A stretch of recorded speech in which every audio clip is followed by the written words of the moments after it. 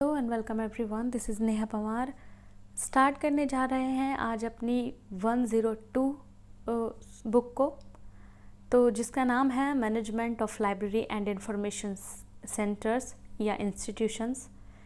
तो इसमें आज हम क्या क्या पढ़ने वाले हैं। सबसे पहले इस यूनिट का जो नाम है वो है एसेंशियल्स ऑफ मैनेजमेंट। इसमें हम देखेंगे concept, history and functions of management. Second हम देखेंगे concept and principles of scientific management. और थर्ड हम देखेंगे concept, elements and standards of TQM। तो चलिए स्टार्ट करते हैं आज के अपने वीडियो। तो सबसे पहले हम concept, history and functions of management से स्टार्ट करेंगे। मैनेजमेंट शब्द को मूल रूप से manage plus man plus T द्वारा विच्छेदित किया जाता है, जहाँ पर टी का अर्थ होता है टैक्टफुली। यानी कि अगर इसको हिंदी में कन्वर्ट किया जाए तो मैनेजमेंट को हम हिंदी में कहते हैं प्रबंध। प्रबंध को अगर डिवाइड किया जाए तो मैनेज का अर्थ होता है व्यवस्था करना, मैन का मतलब होता है व्यक्ति के द्वारा, और टी का मतलब होता है टैक्टफुली यानी कि युक्ति के साथ। किसी संस्था में कौशलपूर्ण युक्ति के साथ मानव की व्यवस्था व संचालन करना ही क्या कहलाता है? प्रबंध कहलाता है। प्रबंध संस्था का मस्तिष्क कहलाता है। इसके अभाव में संस्था गतिहीन हो जाती है, परंतु यह प्रबंध की शक्ति ही है जो संस्था में कार्यरत कर्मचारियों को निर्देशित, नियोजित व नियंत्रित करती है। अकॉर्डिंग टू हरलोड नोट्स, इन्होंने क्या डेफिनेशन दी है? प्रबंध का आशय औपचारिक रूप से संगठित समूहों के साथ तथा उसके द्वारा कार्य करने की कला है। According to Henri Fayol, Henri Fayol ने मैनेजमेंट की क्या डेफिनेशन दी है? प्रबंध का आशय पूर्वानुमान लगाने, यानी कि फ्यूचर में क्या होने वाला है इसका पहले ही अनुमान लगाना, पूर्वानुमान लगाना, योजना बनाने, संगठन की व्यवस्था करने, निर्देश देने और समन्वय और नियंत्रण से है। यानी कि हेनरी फ्योल कहते हैं कि मैनेजमेंट के अंतर्गत कुछ टर्म्स आती हैं, जैसे कि वो फ्यूचर की पहले ही अनुमान लगा सकते हैं, वो उसके लिए प्लानिंग्स बना सकते हैं, वो एक यूनिटी, एक संगठन तैयार कर सकते हैं, वो निर्देश दे सकते हैं और साथ ही साथ उसमें कोऑर्डिनेशन बनाकर उसे कंट्रोल भी कर सकते हैं। ठीक है, तो ये सब काम किए जाते हैं प्रबंध में। ये किसके अनुसार है? हेनरी फ्योल के अनुसार। अकॉर्डिंग टू जेम्स लुंडी, इन्होंने क्या कहा है? प्रबंध मुख्य रूप से विशिष्ट उद्देश्यों की प्राप्ति के लिए दूसरों के प्रयत्नों को नियोजित, अभिप्रेरित व नियमित करने का कार्य है। प्रबंध संबंधी अवधारणाएं। थियो हेमन ने प्रबंध शब्द का प्रयोग 3 विभिन्न अर्थों में किया है। इन्होंने संज्ञा के रूप में कहा है कि संज्ञा के रूप में प्रबंध शब्द का प्रयोग प्राय किसी संस्था के उन कर्मचारियों के लिए प्रयोग किया जाता है जो संस्था में कार्यरत कर्मचारियों को निर्देशित व नियंत्रित करते हैं। प्रबंध प्रक्रिया के रूप में प्रबंध शब्द प्रबंध प्रक्रिया का भी सूचक होता है। प्रबंध प्रक्रिया में सामान्यतः नियोजन, संगठन, अभिप्रेरणा तथा नियंत्रण सम्मिलित किया जाता है, जिनका प्रयोग करके संस्था अपने लक्ष्यों को पूर्ण करने का प्रयास करती है। कभी कभी प्रबंध शब्द का प्रयोग न तो प्रबंध करने वाले के लिए और न ही प्रबंध प्रक्रिया के लिए होता है, क्योंकि कभी कभी प्रबंध का तात्पर्य उस किताब से होता है जिससे अनुशासन की शिक्षा मिलती है और जो संस्थागत प्रशिक्षण के लिए कार्य सिद्धि में सहायक होती है। इस प्रकार प्रबंध उन विषय, नियम, विज्ञान की भांति होता है। अध्ययन का एक ऐसा क्षेत्र होता है जिसकी उन्नत सीमाएं होती हैं। प्रबंध की विशेषताएं। प्रबंध की क्या क्या विशेषताएं होती हैं? प्रबंध प्रक्रिया में पूर्व निहित उद्देश्य की प्राप्ति हेतु ही नियंत्रण क्रियान्वयन की प्रक्रिया चलती रहती है। इसे संपन्न करने वाले व्यक्ति को मैनेजर कहते हैं। मैनेजमेंट कर्मचारियों का एक समूह होता है जो संस्था के उद्देश्यों एवं लक्ष्यों की प्राप्ति हेतु नियम एवं नियंत्रण की प्रक्रिया को संभालता है। प्रबंध एक कला होने के साथ साथ एक विज्ञान भी है। जिसके अपने सिद्धांत भी हैं जिन्हें प्रयोग कर उद्देश्यों की प्राप्ति की जा सकती है। प्रबंध एक पेशा भी है क्योंकि इसमें संचित ज्ञान उपलब्ध है जिसे व्यवहार में प्राप्त करना आवश्यक होता है। प्रबंध का सिद्धांत सर्वव्यापी है, अर्थात जहाँ जिस क्षेत्र में कार्य मिलजुल कर किया जाता है वहाँ इन सिद्धांतों के प्रयोग बिना कार्य निष्पादन ही संभव नहीं होते हैं। प्रबंध एक वैज्ञानिक ढंग से किए जाने वाली प्रक्रिया है, अतः प्रबंध संस्था से अलग है। प्रबंध की सफलता ही संस्था की सफलता के परिणाम का निर्धारण करती है, अतः प्रबंध अस्पर्श शक्ति है। प्रबंध के लिए संस्था में संगठनात्मक विचार के होने की आवश्यकता होती है। प्रबंध के सिद्धांत गतिशील होते हैं क्योंकि यह समाज के अनुसार परिवर्तित नहीं होते, बल्कि स्वयं में नवीनता लाने का प्रयास करते हैं। Functions of library management. ग्रंथालय प्रबंध द्वारा ग्रंथालय में क्रियात्मकता के लिए निम्नलिखित कार्य करने होते हैं। उद्देश्यों का निर्धारण करना, कार्यों का विभाजन करना। हेनरी फेयोल के अनुसार प्रबंध के 5 कार्य होते हैं: नियोजन, संगठन, निर्देशन, नियंत्रण और समन्वय। इसी प्रकार लूथर गुलिक ने प्रबंधकीय कार्यों को याद करने की दृष्टि से पोस्ट कॉर्ब शब्द का प्रयोग किया है, जिसके प्रत्येक अक्षर से प्रबंध के कार्य का निर्देशन किया जाता है तथा निम्न कार्य बताए गए हैं जिन्हें प्रबंध कार्य के तत्व भी कहा जाता है। यानी कि प्रबंध के लिए जो पोस्ट कॉर्ब का सिद्धांत लूथर गुलिक ने दिया है, एक तो वो बहुत ज़्यादा इम्पोर्टेंट हो जाता है एग्ज़ाम की दृष्टि से। हेनरी फेयोल ने इसके थ्रू आपको प्रबंध को कम्प्लीटली समझाने का प्रयास किया है कि प्रबंध में आखिरकार होता क्या है। तो यानी कि एक तरीके से हम पोस्ट कॉर्ब को मैनेजमेंट के एलिमेंट्स बोल सकते हैं, तत्व। ओके, तो वो कौन कौन से होते हैं? पोस्ट कॉर्ब में पी का मतलब होता है प्लानिंग, ओ का मतलब होता है ऑर्गेनाइजेशन, एस का मतलब होता है स्टाफिंग, डी का मतलब होता है डायरेक्टिंग, को का मतलब होता है कोऑर्डिनेशन, आर का मतलब होता है रिपोर्टिंग और बी का मतलब होता है बजट। ठीक है, इन्हीं के इर्द गिर्द ये पूरी यूनिट घूम रही है क्योंकि यहाँ पर आपको कम्प्लीटली एक मैनेजमेंट की, क्योंकि लाइब्रेरी में मैनेजमेंट बहुत ज़्यादा इम्पोर्टेंट होता है। तो लाइब्रेरी में ये नहीं है लाइब्रेरी में ही इम्पोर्टेंट होता है, लाइब्रेरी के साथ साथ सभी जगह पर, इवन हमारे घर में भी, एक इंसान की पर्सनल लाइफ में भी मैनेजमेंट बहुत ज़रूरी होता है। तो उस मैनेजमेंट को कैसे अरेंज किया जाना है वही हमें ये सिखाता है पोस्ट कॉर्ब। तो यहाँ पर सबसे पहले होती है प्लानिंग। अब प्लानिंग कैसे होती है देखिए। ग्रंथालय के प्रशासन का मुख्य कार्य ग्रंथालय के लक्ष्य एवं आदर्शों को निश्चित करना होता है। इन कार्यों की प्राप्ति हेतु पूर्व में नियोजन करना यानी कि प्लानिंग करना ज़रूरी होता है। प्लानिंग का मुख्य उद्देश्य क्या होता है? कम से कम व्यय में अधिक से अधिक कार्य को कंप्लीट कर लेना।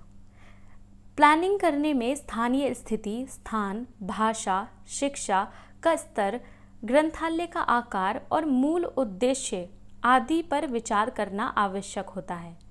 ऑर्गेनाइजेशन यानी कि संगठन, इसका कार्य प्रशासन के समूह को इस प्रकार व्यवस्थित करना है ताकि उद्देश्यों की प्राप्ति पूर्ण हो सके।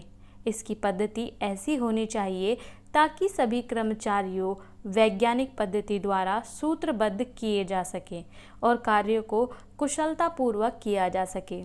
स्टाफिंग, संस्था की सफलता उसके कुशल कर्मचारियों की नेतृत्व क्षमता पर निर्भर करती है। अतः कर्मचारियों की नियुक्ति के समय नियुक्ति नीति का होना आवश्यक होता है, जिसमें इस बात का ध्यान रखा जाता है कि किसी पद पर नियुक्ति कर्मचारियों की अभिरुचि एवं ज्ञान के आधार पर होनी चाहिए। निर्देशन यानी कि डायरेक्शन, प्रशासनिक सफलता कुशल निर्देशन का परिणाम होती है तथा कर्मचारियों की सफलता कुशल नेतृत्व पर निर्भर करती है। कर्मचारियों में नैतिक आचरण, विश्वास एवं उत्साह इत्यादि भावनाओं को विकसित करना कुशल नेतृत्व का एक गुण होता है। कोऑर्डिनेशन, समन्वय क्या होता है? ग्रंथालय में कोऑर्डिनेशन का अर्थ 2 प्रकार से लिया जाता है। एक तो होता है कर्मचारियों के बीच में आपस में कोऑर्डिनेशन, और दूसरा होता है ग्रंथालय के प्रत्येक विभाग में कोऑर्डिनेशन।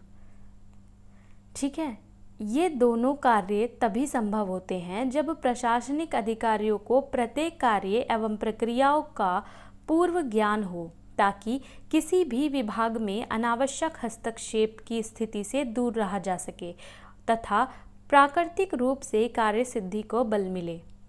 रिपोर्टिंग यानी कि प्रतिवेदन। प्रशासनिक कार्यों की सफलता के लिए सभी विभागों के कार्यों का प्रतिवेदन समय समय पर प्राप्त होते रहना चाहिए, जिससे होने वाले कार्यों की गुणवत्ता के विषय में ज्ञान प्राप्त होता रहे और ये भी पता चल सके कि संबंधित कर्मचारी के कार्य निष्पादन की क्षमता एवं दक्षता कैसी है। बजट लेखा जोखा। ग्रंथालय के संचालन हेतु धन का नियोजन कर वार्षिक उद्देश्यों की प्राप्ति के लिए बजट का होना अनिवार्य प्रक्रिया होती है, जिसमें उन मदों को शामिल किया जाता है जिन पर भविष्य के कार्यों एवं सेवाओं हेतु धन व्यय किया जाना चाहिए या किया जाना होता है। ठीक है, तो ये बहुत ज़्यादा ज़्यादा टफ नहीं था। आई थिंक ये पूरी ही यूनिट पूरा जो बुक है ये ज़्यादा टफ नहीं है, बहुत ही सिंपल लैंग्वेज में हमने यहाँ पर लिया है फिर भी, ताकि समझने में आसानी रहे। ठीक है, तो यहाँ पर आपको concept, history and functions of management समझ में आ गया होगा। इसमें हमने बता दिया है। पोस्ट कॉर्प को आप ज़रूर से याद कर लीजिएगा, क्योंकि एग्ज़ाम में ये शॉर्ट या वेरी शॉर्ट में पूछा जा सकता है। ठीक है, लूथर गुलिक ने इसको डिफ़ाइन किया है, बहुत अच्छे से डिफ़ाइन किया है। चलिए अब हम नेक्स्ट टॉपिक पर चलते हैं, जिसका नाम है concept and principles of scientific management. ठीक है, एक होता है मैनेजमेंट और एक होता है साइंटिफिक मैनेजमेंट। इसके बीच के फ़र्क को आपको समझना ज़रूरी है, तभी आप इसको अच्छे से एक्सप्लेन कर पाएंगे। तो देखिए, फ्रेडरिक विंस्लो टेलर, जो कि एक अमेरिकी मैकेनिकल इंजीनियर थे, उनका जन्म फिलाडेल्फिया में 20 मार्च 1856 को तथा मृत्यु 21 मार्च 1915 को हुई थी। FW टेलर यानी कि वही फ्रेडरिक विंस्लो टेलर, उनको शॉर्ट में बोला गया है FW टेलर, इनको फादर ऑफ साइंटिफिक मैनेजमेंट कहा जाता है। वर्तमान में प्रबंधन के अंतर्गत निर्णयों को तथ्यों का विश्लेषण कर एवं तकनीकियों का प्रयोग करते हुए लिया जाता है, इसलिए ही प्रबंधन को विज्ञान की संज्ञा दी गई है। विज्ञान द्वारा किसी भी कार्य की व्याख्या की जा सकती है तथा कार्य एवं कारण के सिद्धांत की शक्ति भी इसमें निहित होती है, अतः प्रबंधन को विज्ञान कहा जाता है। हेनरी फेयोल ने 1915 में journal and industrial management science के लिए आधारभूत साहित्य प्रदान किया, जो कि आज भी प्रतिष्ठित है। Meaning of scientific management. प्रबंधन के अंतर्गत किए जाने वाले कार्यों एवं सेवाओं की गुणवत्ता, सटीकता की जांच जिस वैज्ञानिक तकनीकी एवं तथ्यों के आधार पर की जाती है तथा निर्णय लिए जाते हैं, इसी को वैज्ञानिक प्रबंधन कहते हैं। वैज्ञानिक प्रबंधन की उपयोगिता का महत्व। इसके अंतर्गत वैज्ञानिक सिद्धांतों का प्रयोग कर किसी संगठन की प्रशासनिक समस्याओं को सुलझाना शामिल होता है, जो कि वैज्ञानिक प्रबंधन की महत्वपूर्ण उपयोगिता है। वैज्ञानिक आधार पर ज्ञान, प्रशिक्षण एवं अनुसंधान के द्वारा कुशल प्रबंधन हेतु कुछ निष्कर्ष तक पहुंचा जाता है और इन निष्कर्षों का क्रियान्वयन संगठन में किया जाता है। प्रबंधन के अनुभवों के ऊपर विज्ञान के अनुप्रयोग को वरीयता दिया जाना।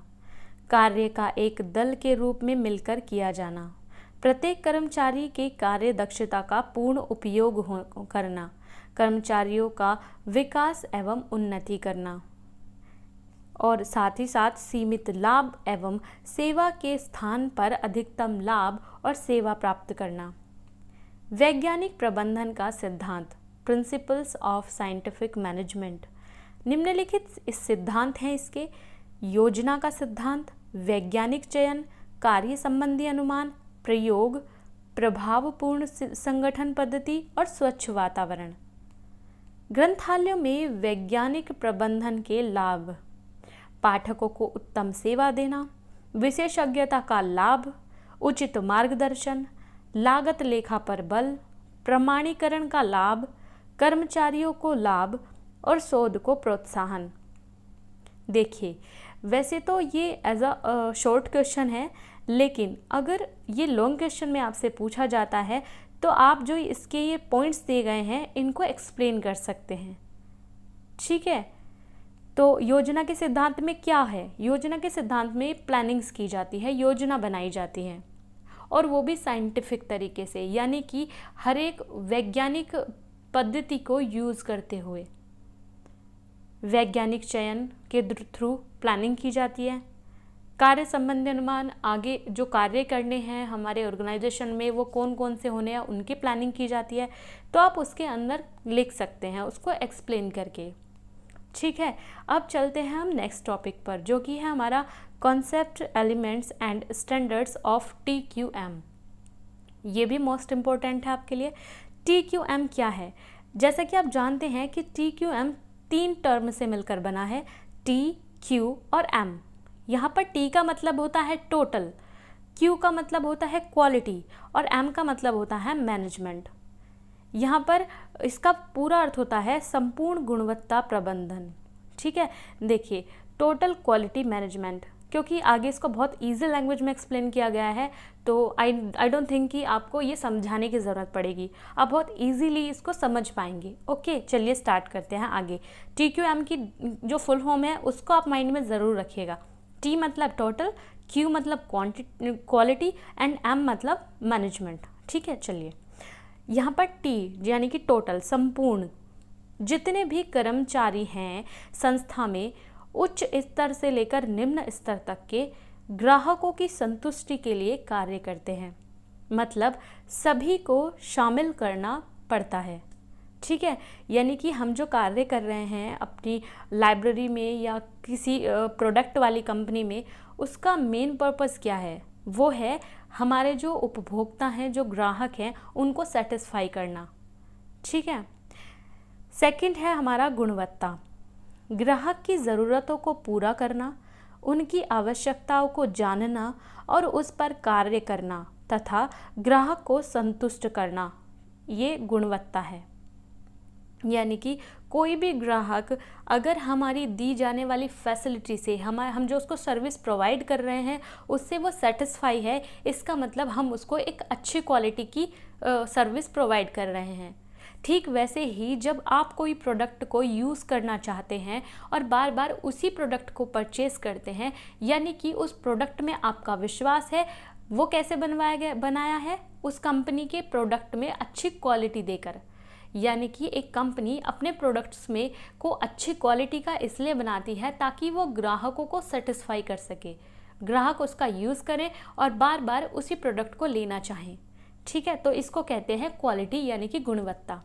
अब देखते हैं मैनेजमेंट। वैसे तो हम मैनेजमेंट की पर्टिकुलर डेफिनेशंस ऊपर देख चुके हैं, लेकिन यहाँ पर भी देखते हैं। उपलब्ध संसाधनों का दक्षतापूर्वक तथा प्रभावपूर्ण तरीके से उपयोग करते हुए लोगों के कार्यों में समन्वय करना ताकि लक्ष्यों की प्राप्ति सुनिश्चित की जा सके, यही क्या है? प्रबंधन है, यानी कि मैनेजमेंट है। एक अच्छा जो लीडर होता है वो वही होता है जो हमारे जो जितने भी एम्प्लॉयज़ होते हैं उन सबको बांध कर रखे, यानी कि उनके बीच में एक अच्छा तालमेल बिठाए, एक अच्छा कोऑर्डिनेशन बैठाए। और उस कोऑर्डिनेशन के लिए जो उसकी एबिलिटी होती है वही काम आती है, यानी कि वो अच्छे से मैनेज कर पाता है उसको अपनी दक्षता के आधार पर, अपनी एबिलिटी, योग्यता के आधार पर। ठीक है, तो हमें गुणवत्ता पर, हमें संपूर्ण यानी कि कंप्लीटली कर्मचारियों के ऊपर से लेकर नीचे तक सभी को क्या ध्यान रखना है कि ग्राहक को सेटिस्फाई करना है। दूसरा, किससे सेटिस्फाई करना है? एक अच्छी क्वालिटी वाली सर्विस देकर। ठीक है, और तीसरा, हमें सबको मैनेज करना है। ये नहीं कि वो सिर्फ इसलिए काम कर रहे हैं हमारी कंपनी में क्योंकि उनको सैलरी मिल रही है, नहीं, वो इसलिए भी काम करने चाहिए क्योंकि उनको यहाँ पर अपनापन फील होता हो, इसलिए भी ताकि वो कंपनी को प्रोग्रेस करते हुए देखना चाहते हो। इसलिए ये ज़रूरी है कि सभी कर्मचारियों के बीच में कोऑर्डिनेशन हो और मैनेज किया जाए उन्हें अच्छे से। ठीक है, देखिए हेनरी फेयोल ने क्या कहा है इस पर। हेनरी फेयोल के अनुसार पूर्वानुमान करना, योजना बनाना, संगठन बनाना, आदेश देना, समन्वय करना, ये सब क्या है? प्रबंधन है। ऊपर भी हमने इस डेफिनेशन को पढ़ा था हेनरी फेयोल के अकॉर्डिंग। ठीक है, आगे देखते हैं F.W. टेलर ने क्या कहा है। प्रबंध यह जानने की कला है कि क्या करना है तथा उसे करने का सर्वोत्तम और सुलभ तरीका क्या है। ये देखिए बहुत ज़्यादा इजी लैंग्वेज में बहुत अच्छी से इन्होंने एक्सप्लेन कर दिया है कि मैनेजमेंट जो है वो ये जानने की कला है कि क्या करना है और उसे करने का सर्वोत्तम तरीका क्या है, यानी कि किसी काम को कैसे अच्छे से अच्छे तरीके से किया जाए, यही क्या होता है? मैनेजमेंट होता है। परिचय, इंट्रोडक्शन। TQM एक प्रबंधन का सिद्धांत है जो ग्राहकों की आवश्यकताओं और संगठनात्मक उद्देश्यों को पूरा करने के लिए सभी संगठनात्मक कार्यों को एकीकृत करता है। इस प्रकार TQM किसी संगठन में ग्राहक की संतुष्टि एवं ग्राहक की आवश्यकताओं को पूरा करने की सर्वोत्तम विधि है। TQM प्रबंधन की एक कला है जिसके द्वारा उच्च क्वालिटी प्राप्त होती है। डेफिनेशन अकॉर्डिंग टू जैन का, परिवर्तन जो उत्पादन से प्रारंभ होता है अब वह सेवा संगठन में भी बड़े स्तर पर लागू होता है, क्योंकि ग्राहकों की अपेक्षाएं एवं महत्वाकांक्षाएं तेजी से बढ़ रही हैं। इसलिए गुणवत्ता विकास प्रोग्राम सेवा उद्योग में लागू किए जा सकते हैं। TQM की विचारधारा को स्कूल, कॉलेज, यूनिवर्सिटी में भी लागू किया जा सकता है। अकॉर्डिंग टू ISO मतलब इंटरनेशनल स्टैंडर्ड ऑर्गेनाइजेशन के अनुसार ISO ने TQM के बारे में कहा है, अपने सभी सदस्यों की भागीदारी के आधार पर संगठन और समाज में सभी सदस्यों को दीर्घकालिक लाभ देने के उद्देश्य से गुणवत्ता पर केंद्रित एवं प्रबंधन दृष्टिकोण के रूप में परिभाषित किया है। यानी कि यहाँ पर हम जो बात कर रहे हैं वो कर रहे हैं एक लॉन्ग टर्म प्रॉफिट की। ये प्रॉफिट हम दे रहे हैं ग्राहकों को ताकि वो हमारे प्रोडक्ट से, हमारी सर्विस से सेटिस्फाई हो सके। तो हमें अपनी क्वालिटी पर ध्यान देना है, फोकस करना है। ठीक है, चलिए प्रोसेस ऑफ TQM, इसकी प्रक्रिया 4 भागों में विभाजित होती है। तो ये 4 भाग कौन से हैं? यानी कि हम कह सकते हैं कि TQM को 4 भागों में हम बांट सकते हैं। वो कौन से? PDCA यानी कि प्लान, डू, चेक, एक्ट। इसको शॉर्ट में हम PDCA साइकिल बोल देते हैं।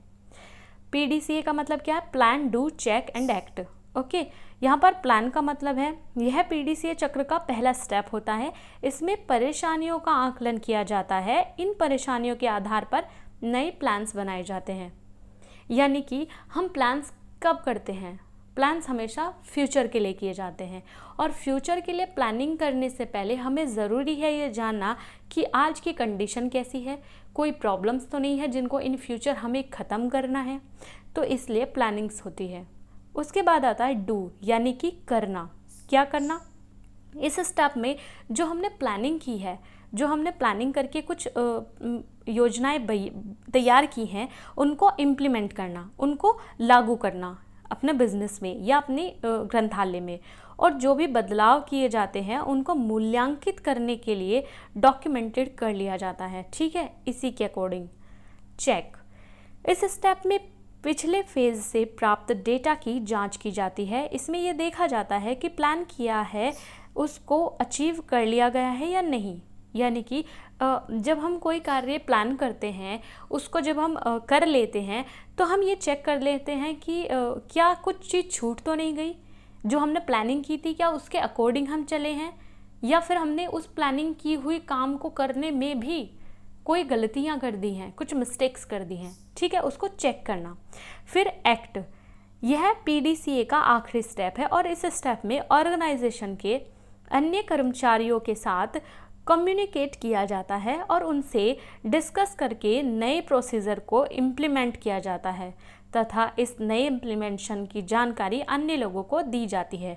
यानी कि अगर हम चेक करने के दौरान ये पाते हैं कि कुछ चीज़ें छूट चुकी हैं, कुछ चीज़ें रह गई हैं जो ऐड करनी चाहिए थी, फिर हम उन पर काम करते हैं और उनको भी यहाँ अपने इस काम में जोड़ देते हैं और उसकी सूचना अपने कर्मचारियों को और सभी लोगों को दे देते हैं। यहाँ याद रखने वाली बात यह है कि यह एक लगातार चलने वाली प्रक्रिया है। एक्ट स्टेप के बाद फिर से प्लान स्टेप आ जाता है, यानी कि ये ऐसे ही चलता रहता है। PDCA PDCA, यानी कि पहले प्लान, फिर डू, फिर चेक, फिर एक्ट, फिर से प्लान, फिर से प्लान, फिर से डू, फिर से चेक, फिर से एक्ट, फिर से प्लान। ठीक है, तो ये ऐसे ही लगातार कंटिन्यू इन्हीं चारों स्टेप्स के इर्द गिर्द घूमता रहता है पूरा ऑर्गेनाइजेशन। ठीक है, चलिए आगे चलते हैं। Quality of TQM। यहाँ पर TQM के गुणों की बात हो रही है। संगठन को स्वयं से चलित न होकर ग्राहक चलित होना चाहिए। कर्मचारियों से शारीरिक एवं मानसिक रूप से भी कार्य लिया जाता है। पूर्ण संकलन, मजबूत नेतृत्व और निरंतर स्वभाव। ठीक है, यहाँ पर बात हो रही है कि जो टोटल क्वालिटी मैनेजमेंट है, यानी कि एक अच्छी गुणवत्ता हम दे रहे हैं अपने प्रोडक्ट्स को और उपभोक्ताओं को सेटिस्फाई करने की बात कर रहे हैं, तो ज़रूरी है कि हम अपने ग्राहकों को, मतलब अपने ग्राहकों पर फोकस कर रहे हैं। ये तो सिंपल है, इसलिए कहा गया है कि संगठन जो है वो स्वयं नहीं चलता, वो चलता किसकी वजह से? ग्राहक की वजह से। अगर किसी प्रोडक्ट को खरीदने वाला ही नहीं होगा तो फिर उस प्रोडक्ट की कोई वैल्यू नहीं है। इसलिए संगठन स्वयं नहीं चलता, चलता है किसकी वजह से? ग्राहक की वजह से, इसलिए वो ग्राहक चलित होता है। कर्मचारियों से शारीरिक और मानसिक रूप से कार्य लिया जाता है। जैसा कि आप जानते हैं, बहुत सारी ऑर्गेनाइजेशंस, कंपनी जो होती हैं, वो एम्प्लॉय को बस एज अ वर्कर कि वो यहाँ पर काम करने आते हैं इतना ही यूज़ करते हैं। लेकिन हो सकता है कि जो हमारी कंपनी में या हमारे ग्रंथालय में जो लोग काम कर रहे हैं वो बहुत एक्सपीरियंस्ड हों, वो उनका टाइम इतना ज़्यादा हो गया हो, उन्हें एक्सपीरियंस इतना ज़्यादा हो गया हो कि आज हमारी कंपनी में अगर छोटी मोटी प्रॉब्लम्स हैं तो वो उसको बहुत इजीली हल कर सकते हैं। लेकिन क्योंकि हमारी मेंटलिटी हो गई है कि वो एक एम्प्लॉय है, वो सिर्फ यहाँ पर काम करने आता है, तो हम उससे शारीरिक श्रम तो ले रहे हैं, फिजिकली तो वो वर्क कर रहा है अपना जो करना है उसको, लेकिन मेंटली यानी कि उसकी थिंकिंग, उसके आइडियाज़ को हम नहीं ले रहे हैं। तो यहाँ पर जो मानसिक रूप से कार्य लेने की बात हो रही है वो है उनके आइडियाज़ को लेना, यानी कि हमें उनसे भी डिस्कस करना चाहिए कि अगर हमारी ऑर्गेनाइजेशन में कोई प्रॉब्लम्स हैं तो वो उसका क्या, उनके पास कोई अच्छा सुझाव है। ठीक है, पूर्ण संकलन, मजबूत नेतृत्व एवं निरंतर स्वभाव। इससे क्या होगा? हमारा संकलन मजबूत होगा। एक मजबूत नेतृत्व जब होता है, एक अच्छी लीडरशिप जब होती है, तब ये सब कुछ बहुत आसान हो जाता है। ऑब्जेक्टिव ऑफ TQM देख लेते हैं। किसी संस्था में संपूर्ण गुणवत्ता प्रबंध लागू करने के निम्न उद्देश्य होते हैं। संगठन का निरंतर सुधार एवं उन्नति करना, निरंतर एवं अधिक से अधिक कीमतों में कमी करना, गुणवत्ता में निरंतर एवं अधिक से अधिक सुधार करना, पूर्ण रूप से इस विचारधारा में सभी का सहभागी होना। Elements of TQM। Customers focused, यानी कि एलिमेंट्स क्या हैं कि हमारा जो TQM किस पे फोकस करता है? यूज़र पे, जो प्रोडक्ट को यूज़ करते हैं। यानी कि हमारे लाइब्रेरी में भी जो उपभोक्ता होते हैं, जो बुक्स को यूज़ करते हैं, उस पर ये फोकस करता है। यानी कि प्रत्येक पुस्तक को एक उसका पाठक मिले। हम किस पे फोकस कर रहे हैं? पाठक पे, उपभोक्ता पे, ग्राहक पर। ठीक है, तो कस्टमर फोकस्ड होती है ये, ग्राहक केंद्रित। स्टाफ को उपयोगकर्ता के प्रति पूरा योगदान देना चाहिए। ग्रंथालय में सभी कर्मचारियों को संगठित होकर अपनी जिम्मेदारी तथा अपना कार्य करना चाहिए। Total employ involvement. स्टाफ को मानसिक एवं आध्यात्मिक रूप से गुणवत्तापूर्वक कार्य करने के लिए तत्पर होना चाहिए। यानी कि टोटल एम्प्लॉय इन्वॉल्वमेंट, यानी कि सभी जो कर्मचारी हैं वो उस काम में सहभागी हों। कंपनी में या ग्रंथालय में कहीं कहीं पर भी अगर एक अच्छा मैनेजमेंट है तो वहाँ पर एम्प्लॉय भी जो होंगे वो कार्य में सहभागी होंगे, हर एक कार्य में। Okay, process centred integrated system. ग्रंथालय में कर्मचारियों के कार्य पर ध्यान केंद्रित करना तथा कार्यों का मूल्यांकन एवं निगरानी करना। हर एक कर्मचारी हम ये देखना चाहिए क्या जो कर्मचारी हैं वो जो काम कर रहे हैं वो ठीक से कर रहे हैं, क्या उनको कोई हेल्प की ज़रूरत तो नहीं है। ठीक है, तो ये भी एक process centred integrated system. Integrated system ग्रंथालय में कार्य करने की टेक्निक होती है जिसे सभी कर्मचारियों को समझनी होती है कि ग्रंथालयों का उद्देश्य क्या है, अर्थात क्वालिटी एवं ऑब्जेक्टिव्स के सिद्धांत को ध्यान में रखकर कार्य करना चाहिए। स्ट्रेटेजिक एंड सिस्टमैटिक अप्रोच, कूटनीतिक व व्यवस्थापूर्ण पहुंच, संस्था को लाभ के पथ पर आगे बढ़ाना, लगातार सुधार होते रहने चाहिए। फास्ट बेस्ड डिसीजन मेकिंग, यानी कि जल्दी से डिसीजन लेने की कैपेसिटी होनी चाहिए। कहते हैं एक अच्छा जो मैनेजर होता है, जो कंपनी को मैनेज कर रहा है, उसमें इस गुण का होना ज़रूरी है, क्योंकि जब ये गुण होता है किसी पर्सन में, तो वो कंपनी में कोई भी प्रॉब्लम्स होती हैं उसके लिए डिसीज़न लेने में सक्षम होता है। तो फास्ट डिसीज़न लेना है, ऐसा नहीं है कि हमें ज़रूरत ख़त्म हो गई अब हम डिसीज़न पे पहुँचे हैं, नहीं। जब भी प्रॉब्लम्स आती हैं तो प्रॉब्लम का जल्दी ही सॉल्यूशन निकाल सके, ये उसमें एक अच्छे लीडर की खूबियाँ होती हैं। ओके, तो ग्रंथालय में फास्ट बेस्ड डिसीजन होना चाहिए जिसका आधार सत्य होना चाहिए। लाइब्रेरियन को कर्मचारी के साथ अच्छा बिहेवियर तथा उन्हें मोटिवेट करते रहना चाहिए।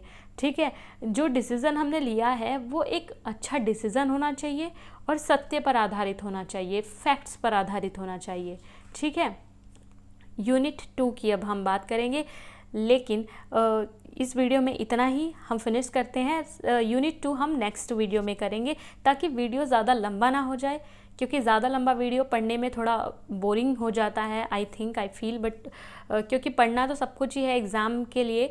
तो चलिए फिर नेक्स्ट ये जो सेकंड यूनिट है इसको नेक्स्ट वीडियो में कंटिन्यू करेंगे। ओके, मिलते हैं फिर नेक्स्ट वीडियो में। Thank you so much and have a good day.